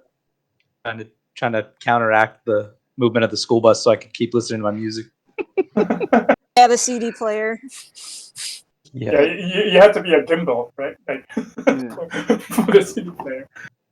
I used to wear this big cargo trousers, and then I would stick because they were really wide. You know, Yeah. Backstreet Boy gift to the world, those cargo pants, and you would. I would chuck the Discman on one of those pockets, and it would fit because they were huge. But you couldn't put them vertical, though, right? Like the Discmans, like they would start jumping, so that was always the problem. I was a very skinny teenager, Goro. I could make it work. Not like now. Not like now that you're all those mince pies muscular. later, and that British food, and all those bad calories later. No, not anymore. The British food, man. It's Yeah, not the well, best. It's not the before best. I mean, the Discman was so futuristic that it looked cool, right? So I didn't mind holding it in my hands, which is probably stupid. But the Walkmans before that were cassette tapes, right? Like I remember like in the school breaks in high school, I would use a pencil to rewind my cassette tapes just to save battery, right? So you put your pencil into the cassette, and then you would just flick it around and manually rewind. Yeah. And those are the struggles that don't exist anymore. Interesting. Yeah. Kids these days don't know what it's like. Well, that was also kind of like a cool thing to do, right? Like you have that little cassette like on top of your pencil, and you flick it around in a circle. Yeah. And then while you're talking to friends, and it's like a cool thing. Yeah. I think 100%. I remember doing something like that, just to like when the cassette would be outside of the player, I would just like turn it with my finger just to straighten it out. Yeah. Straighten it out was a thing too, and sometimes they rip, and you could fix them by putting them together with like a piece of tape. Like that's something I did too. Yeah, it's crazy. Yeah, that was crazy. I just remember, I mean, like my parents had a ton of those for like music, but I remember me and my siblings, we would always like do these dumb recordings of like us playing as different characters. We'd record it over cassette tapes. Or it was just really fun. We had a couple volumes of that where we would just like role play. Yeah. Where you have to hit record and play at the same time, right? Yeah. And then it always if you don't do it like perfectly at the same time, you always hear that little break. Yeah. And I would do that on purpose. Over songs by accident. Like we would accidentally take one of those cassettes with music on it and record over it. So like you'd hear the song, and then you'd hear us cut in, and then you just wouldn't hear any more of the song after that. When I was in Cuba, like I was like about in 5th or 6th grade. I was like 11 to 12 years old, and during that time, they would play on the radio music, and then would tell you like for you to record it and to own it. So essentially, they would say, "Press record now," and they would play a whole album, like say from Metallica or something, and then you would be able to record, and then press stop when they would tell you, and it was like very convenient. Really nice. Yeah, because buying music like on itself, like buying those cassettes from like factory, on the shop would be very expensive. So you could just record it from the radio. Old school pirating. Yeah, but the thing is, because it's Cuba, right? They don't care. They don't care about American capitalism. They don't care about. Yeah, they don't care about any of that. I was like, yeah. And they would play like famous movies like right after they were released. They would pirate it and show it to people, or play it in cinemas and stuff. They don't care. Yeah. How? Yeah. We came a long way for sure. Now it's all about streaming, right? Like, yeah. You used to have like shelves full of like VHS that turned into like DVDs, and then some Blu-rays, and now it's like all up in the cloud. Yeah, I feel like with streaming and a VPN, you can like see whatever you want. Like, you know, especially if you want to see, like, for example, you're in the UK and you want to see American Netflix, you could just literally just use a VPN and legally watch it without, because you're paying for Netflix. You guys have Netflix though, right? In the UK? What are you talking about, Goro? You're killing me with this, bro. What is this? You guys have electricity, right, in England? Just being super ignorant, you know, just jabbing you right in the face. How do you connect to the internet? How do you talk to us with the internet? Do you plug it to the wall, or do you No, but crank you know, it with a crank? You wind it up with a crank. Oh. But this is a true story, actually. My friend went exchange. That's 11th grade, so it must have been around 1998. Or 1999-ish, and then he went to the States for a year.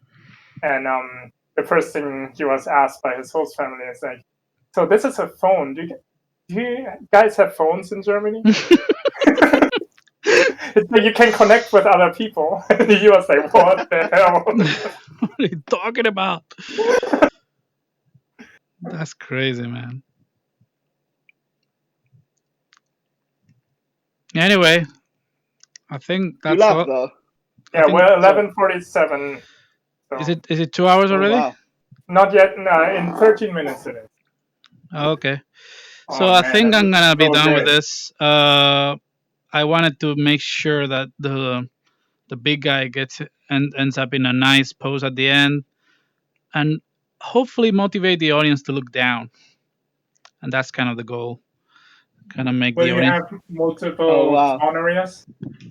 I have only one spawn area right now, so maybe we can just finish the stream just creating a couple of spawn areas and looking at the looking at the draw goals. I think I'm close, but I'm still safe. So let's just not do more draw goals. I'm amazed by the poly count. It's like pretty low, right? If you're curious, you can watch the. This is the image that Cool. inspired the whole thing. That's terrifying. You never seen this image? It's pretty famous. So If I have, it's been a while. Maybe like since high school or something like that. So this is the picture that inspired the whole thing. I could just leave it in the scene and make it as making off kind of thing. Hide it in a gray box somewhere outside of the scene. And I also have the rough animation. I could really show it. So maybe we could do something like. I definitely want one of them to be live scale, Daniel. Yeah. Let me do the making of thing first. So I'm gonna move all the rough animation here. I think that's where it is, right? By the way, Daniel, there's some really good work there with that the animation. Some really good stuff, man. Okay, that's the raw. Thank you, man. That's the rough stuff. So maybe I'll just do that and then just to remember where it is. And the picture. Where is the picture? Oh man, I don't see it. I think you're too far away. I'm too far away. Where is the picture? Oh no. I think it's behind the menu somewhere. You can reset transforms and then it should jump back to the center of the grid if you know where the grid is. Reset transform. Yeah, and then do you know where the grid is? Yeah, it's in the floor. Yeah, so that it's in the floor now. It should be down there. There it is. Yeah. Whew. I thought I lost it. Okay, so let's put that outside of this. I don't need these guys anymore. And let's put that here, close to this. Let's make another spawn point, looking at the rough. And maybe here, somewhere like that. Let's call it roof. Oh. point, maybe. Okay, and let's make another one looking at this thing, right? And will you put a box around it so you don't see the other stuff? Yeah, I will. Yeah, it's probably nicer. And you don't have to do it now. Like that could be like after this. It's more about setting spawn area.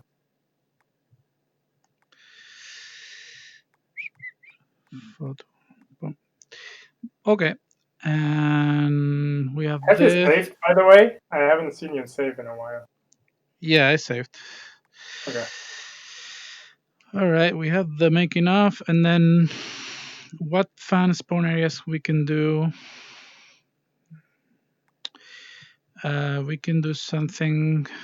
Maybe that's kind of okay. The one trick that I try to do if I want to do live scale, I'll make the face of a character as big as mine. I know this is a stupid trick. And like, okay, that's got that, I think that's the size of my head. And then I move it without scaling, just moving like that. So I can assure myself that that's live scale. An easy trick, also what you can do, Daniel, is to change the spawn area. To set a spawn area first, change it to a floor level one. And that's about like a 5'10" person, I think. And then you can just put the icon next to it, the manipulator. So if you go into the spawn area options, you can change it to a floor level one. In the spawn area that you're currently selected. Well, I haven't created. I'm just gonna create a new one, right? Yeah. Yeah. Okay. Create a new one here. Create a new one. Let's call that main. And you wanna say floor level? Floor. Yeah. Yeah. And now you can move it with a transform layer transform next to the guys, and then you can see the relationship. The scale relationship, because if that's a 5 foot guy, oh, that's that's 5 foot. 5'10" ish, you know, like that's 5'8", 5'10". Oh, okay. Yeah. The only thing about this is it requires you to be standing up, right? Well, no, I mean, what I mean is like you can if you have a floor in your scene, right? No, well, you can put this next to your characters and see if it's about like life size. Yeah, exactly. And then you just switch it back to eye level spawn area. That's how you switch it back. determine. Okay. Yeah. Oh, so that way kind of maintains the size. Yeah, so then that way you don't have to like think about it's about the size of my head and stuff. Let me clear one doubt that I have, Goro. This circle, is that corresponding to the diameter of your head? Would that be diameter of head? I don't think so. It's just an icon. It's more like the position of your head is inside of. It's in the center of the circle. The position of your head is in the center, and that's the center of your view on your eyes, right? The direction, yeah. Yeah, the direction of your view. I was thinking maybe you guys did this kind of like, oh well, I mean the Quill team, the diameter of the head. So if you make it smaller, means you're gonna be smaller in relation to the characters. If you make it bigger, they are gonna appear more maquette, miniature. Well, that is absolutely like the case. Yeah, it is like that. It's but like it's that, not right? So like, if you think about this as the diameter of your skull, I think that's a good way to think about it, right? But well, yeah, not really. I mean you Not could, really. but the thing is like everybody has different sizes of heads, so yeah, it's more about like it's more about. But I know what you mean intuitively. Yes, I think that would be like an easy way to think of it. The way I think of it is like the bigger the manipulator, the smaller you're in relationship to the scene as scaled, so you will see it as miniature. But if you scale the manipulator down, obviously everything will look bigger for you. So yeah, I mean, simply said, yes, but it's not literally measuring your head size. You know what I mean? No, yeah. It's just something that I came up with, but it doesn't have to make any sense. It's like a guideline. It's more like it's because the donkey bridge. It's like a ring around my head. It's actually around. It's like I wear this ring, and it's more or less on my eye level. This ring. It's nice to have some lines to see what you are seeing. The guidelines on the side and above you and under you, like a conish thing. You know what I mean? Like some visual guides, you mean? Yeah. If you look straight, then you don't see the lines. They are really on the outside of your glasses. Yes. Then you know, okay, this is on my scene when I look. I see. But then you can. So, are you imagining that to move with your head, those lines, when you rotate your head around, when you look around? Yeah, you will see it, but it's static. Only guide to manage your viewpoint. It's like a spotlight thing. It's like the sound source thing. Yeah. Okay, all the thumbnails might have. See, okay, this is my angle. I see. Because otherwise, you would have to like zoom out and look at where the arrow is facing. Yeah. Right. Ooh, look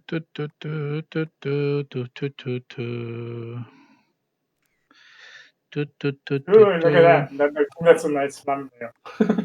Yeah. Do you guys think that photo is real, or do you think it's a photo montage? Maybe. Oh, conspiracy theory.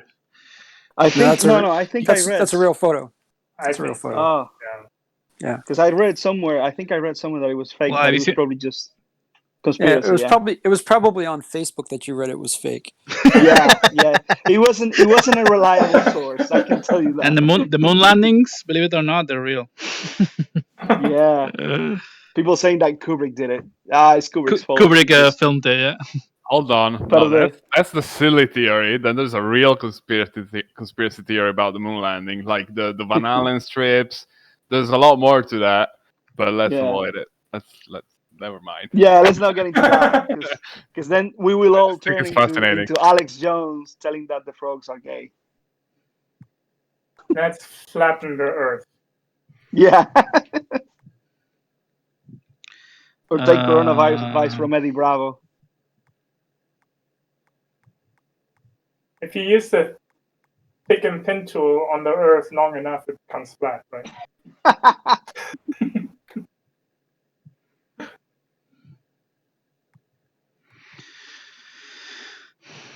Okay, let's test it out and then we can finish the stream.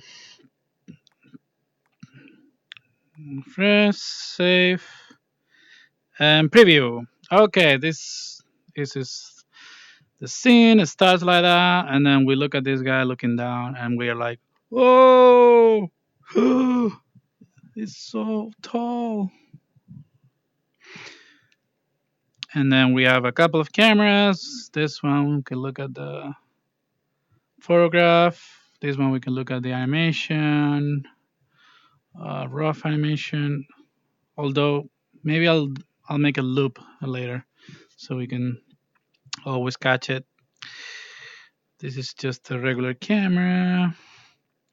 Maybe I'll do another camera in the city somewhere inside. You know what I would love to see also, you don't have to do it now, but if you have it at more or less live scale, right? And then a rotating camera around the whole building. That would be awesome. Yeah, that would be cool. Something like that, right? Rotating a little bit. Like, well, and also 360, that you actually fly around. Oh, really? Yeah, that would be super cool as an extra. But you're gonna see all the tricks. Then maybe just 180. 180 is fine. Yeah. Plus, I have to cover all that area too. Well, did you paint the guys from the back? You did, right? Yeah. Then just do the 180 back and forth. I mean, kind of. But now you expose the lunchbox that you didn't finish. The lunchbox doesn't have lighting. I can do it quickly lighting, but I'll do it later. I mean, I think a 180. Yeah, something like that would be nice. Like, that would be nice, yeah. Yeah, that kind of movement is cool. Exactly. Huh? Something like that. Totally. And then I was thinking to do another camera where the audience can go here somewhere. Oh, that would be fun. And I like your cars. The little cars moving. With the Daniel, I'm going to kill them. They're crashing into each other. I don't know how to avoid that, so I just left it that way. They didn't have insurance back then. Exactly. There's a I'm there's sure, a floating building here. I'm sure if you ask Yari, he would come up with a way where they don't collide. This one is Like, it's tilted for some reason. This building, I don't know why. But so actually, this is a cool view too. Maybe it is nice. Yeah. I have to fix that building. It's kind of falling. Maybe you should just put a spawn area in one of the cars, and then you just. Cool. Maybe, yeah. Oh, yeah. That's funny. Yeah, I could do that. Yeah, just for fun. Maybe here, because here you can look up and you can see the characters on the very. Oh, that would be so cool. You can see the characters are over there. Maybe I'll do that. Yeah. You just go in with the cars. Well, because it's a loop eventually, right? It will jump back. I guess if I do that, yeah, I'll have no. They don't. I'm gonna have to do that separately, right? So I have to move the spawn area and then jump it back again, right?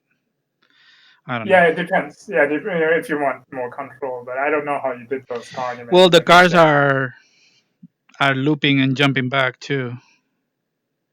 Yeah, if the spawn area does that, that's fine, right? But it depends on when they jump back. Oh, that's true. I don't know. Yeah. Well, I'll but figure it out. you can figure it out. Yeah. Anyway, thank you everybody for this really cool session. Like, just chill out. And yeah, it was more like a Quill and chill, but it was a Quill and chill on Saturday, basically. Yeah. So, thank you, Daniel, for doing this for us and showing us how you do your work. Very inspiring. So, guys, question for you guys. Thank you, guys. Do you think this is worth uploading as a class?